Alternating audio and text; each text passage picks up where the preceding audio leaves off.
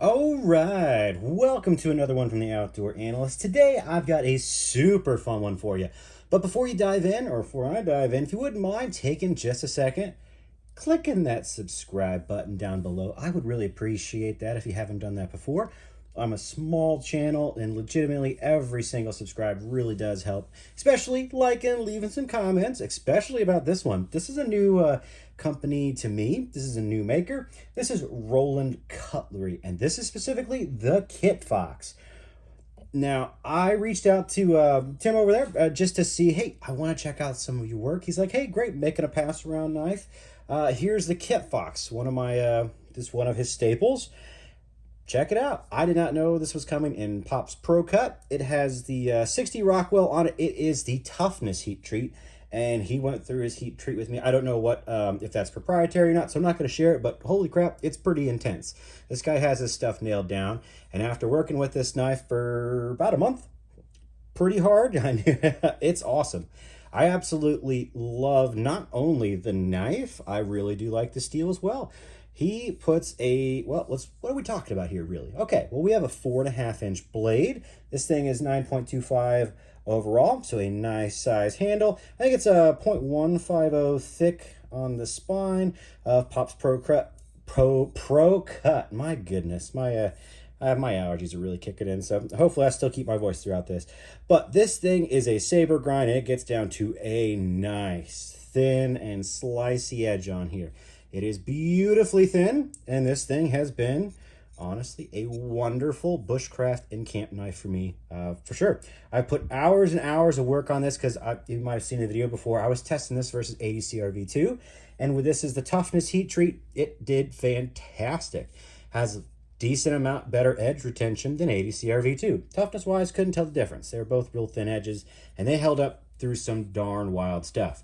So, they know what they're doing over there at Roland as far as putting the right steels with the correct type of edges. I had no issues whatsoever, and I put this through some pretty intense carving and also some ridiculous knots on batoning.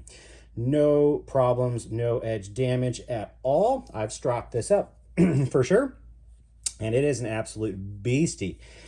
Now, what I love probably the most is, honestly, the ergonomics of this are fantastic. They are Coke bottled. A good amount of little contouring there, but there's a little bit of like flat up here. It's kind of flat at the top and more flat at the bottom, and it kind of feels in some ways a little squared off. Not much, it's still got great contouring, but there's just a little bit of extra squaring on there that's different than most Coke bottle shapes.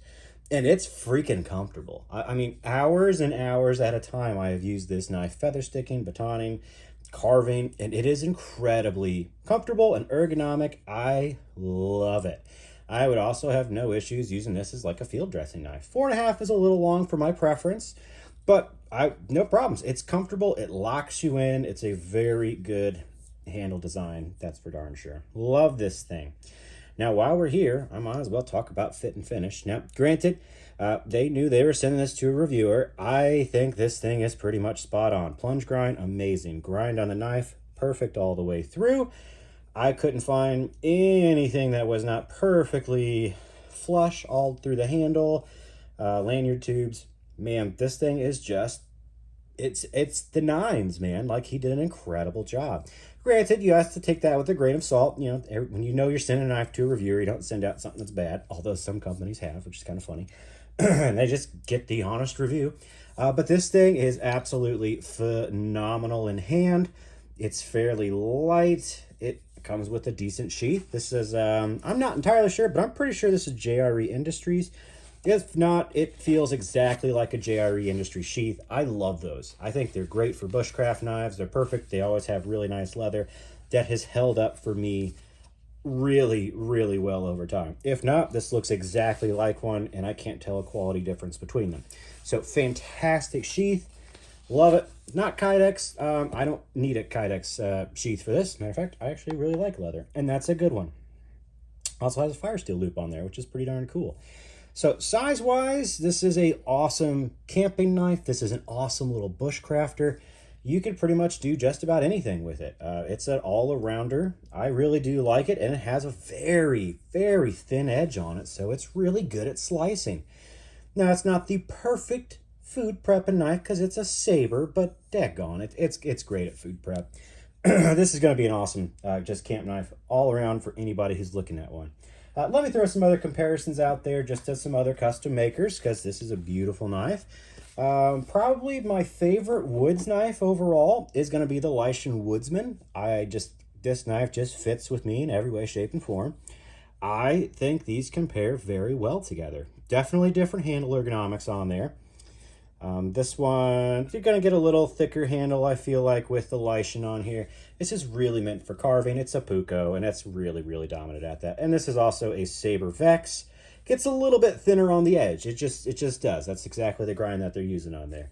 Otherwise, two incredible knives. Here's just a good size comparison for you. Love both of them. They are phenomenal. I can't say anything bad about either of them, really, which is awesome.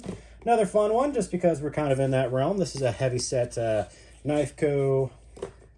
Hunter, 4-inch Hunter. A little bit shorter on the blade. Definitely a different way of doing things. Very similar Coke bottling. Not as flat. This is more rounded, more contoured. Both incredibly comfortable handles yet again. This one's S45 in, so it's stainless.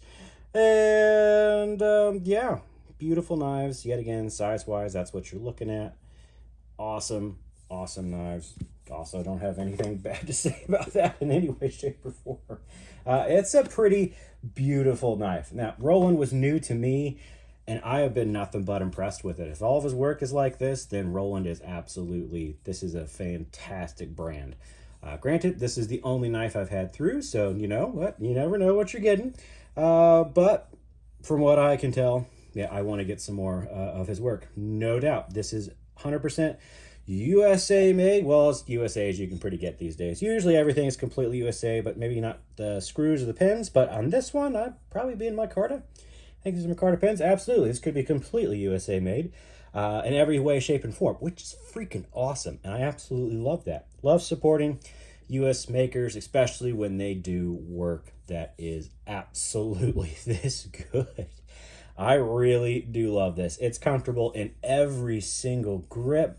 It's just phenomenal. No doubt. Now, it's a little maybe slick in hand, just because it's very, very well polished. I've started to really like kind of lower grits on handle scales, honestly, from micarta, G10, that sort of thing. But that's not a gripe. That's just a preference, honestly. This thing's beautiful. Super ergonomic, has a great 90-degree spine on there. I don't really care too much. The only thing I'll ever do really with a 90-degree spine is fluff. I am a fan of lighters over ferro rods if I ever have the option. I live in the Midwest, so everything's always wet and moist here, especially now that it's summer. It's just gosh darn ridiculous. Always raining or always incredibly humid, so I am a huge fan of lighters and really get lots of feather sticks. That's for darn sure. Yeah, normally I guess I need to. I haven't cut anything. I haven't cut a can with it, so I need to do that. ProCut heat treatment. We got to make sure it'll cut through aluminum. Do I think it's going to have any issues? I've got a Zevia can here. I do not, so we're going to stab it in here and slice all the way through. After all the torture I have done to this knife, if the Zevia can gives it edge problems, it's got problems. I'm expecting no issues whatsoever. Oh, all right, let's feel it though. Put it on the edge here. Yeah, not feeling a thing. Not feeling a thing. Was I expecting anything less? No, not at all. ProCut is a nice, tough steel. I've never had any issues with Nitro V, ACR V2, those sort of things. I had no ifs, ands, or buts, or qualms that this was going to have an issue. And oh yeah, this thing's still phenomenally just got that scary sharpness still to it, which is lovely. So it will definitely cut a can. It is definitely some tough stuff. I like it. I like that, as on my last video, just kind of talked about the steel itself. Tim chimed in. Yeah, they're not planning on charging more than this than their regular Kitfoxes for ProCut. So that is fantastic, which is great. I think it's awesome. It's a cool steel. Price-wise, if you can get it the same as like ADC or V2, I would take it over it. The toughness To me, on the Toughness heat treat, it has better edge retention than ADC or V2. So great, it wins. I think it's a little tougher. So very, very cool steel, very, very cool knife. The Kitfox should be kind of a bushcraft or an honestly camp classic. It has absolutely my thumbs up. Check them out if you haven't before. They're not cheap. I think these usually run around, they're full on American customs, around like 400. And he's got stuff for less than that for sure. I think kind of like the high-end Kitfox, I think was around like 400. And what do I think about it? I think it's worth it. This thing is absolutely to the nines. It's incredibly thin and slicey that you only get with custom grinds. I have not found any production company, and I mean some that I really like even White River, won't get down this thin. This is really thin, and the steel absolutely holds up. So that's why I love customs, because you can get incredible work, incredible performance too, and it's still way cheaper than buying a Benchmade. Oh, did I say that? Yeah, I said that out loud. Absolutely.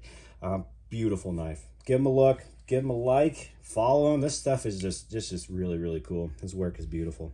So thanks for chiming in. Let me know what you think. Put some other knives down there that are your kind of favorite camp bushcrafters in the 4.5 inch range. The more information, the merrier. That's for darn sure. Alrighty, I'll catch you on the next one.